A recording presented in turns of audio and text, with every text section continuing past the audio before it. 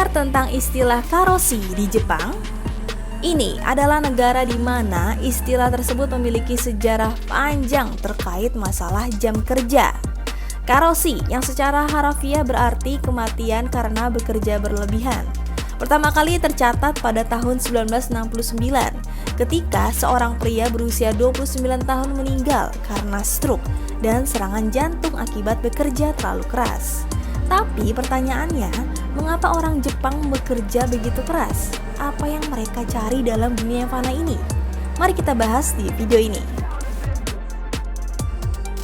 Sebelum kita mulai pembahasannya, jika kamu tertarik seputar fakta, misteri, dan konspirasi, yuk subscribe ke Coretan Misterius.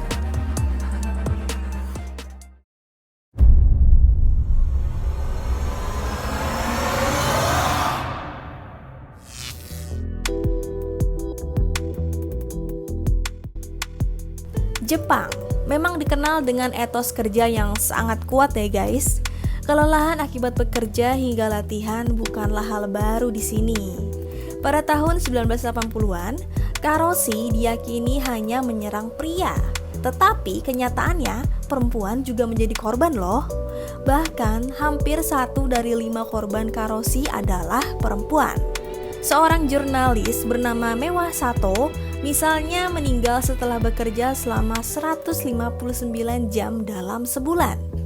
Lalu ada Takahashi yang bunuh diri setelah bekerja selama 105 jam dalam sebulan sebelumnya.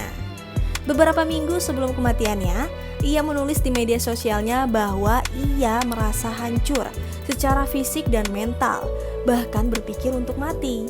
Jepang secara keseluruhan memiliki reputasi sebagai negara pekerja keras dengan etos kerja yang ketat dan karyawan yang setia.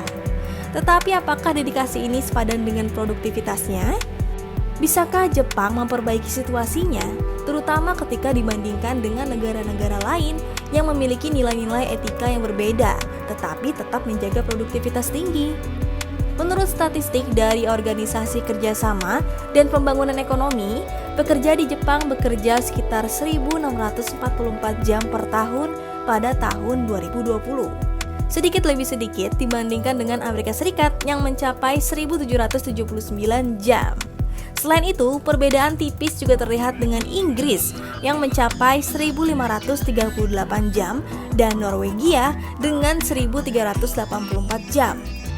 Namun, satu masalah utama adalah bahwa banyak pekerja di Jepang tidak menggunakan hari libur mereka dengan baik.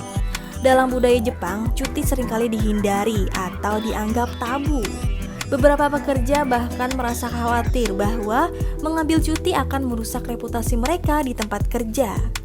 Meskipun undang-undang telah mewajibkan karyawan untuk mengambil setidaknya 5 hari cuti berbayar per tahun, statistik menunjukkan bahwa hanya 52,4% karyawan yang memanfaatkannya pada tahun 2018. Beberapa pekerja muda bahkan merasa bahwa hak mereka dirampas oleh rekan-rekan yang lebih senior yang tidak menyukai cuti.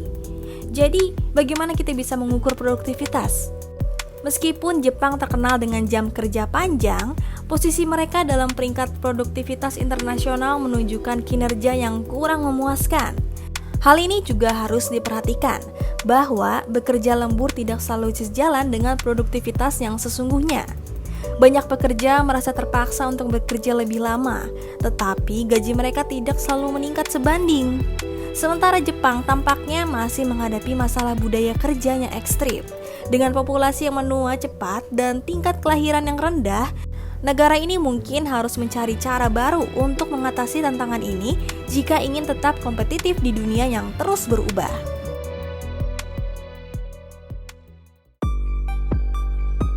Meskipun Jepang dikenal sebagai negara dengan etos kerja yang kuat, kita juga melihat bagaimana banyak pekerja menghindari cuti mereka, merasa khawatir akan dampaknya pada reputasi mereka. Namun meskipun jam kerja panjang tampaknya menjadi norma, produktivitas Jepang masih belum mencapai tingkat yang diharapkan. Yang mengundang pertanyaan tentang apakah budaya kerja yang ekstrim benar-benar bermanfaat.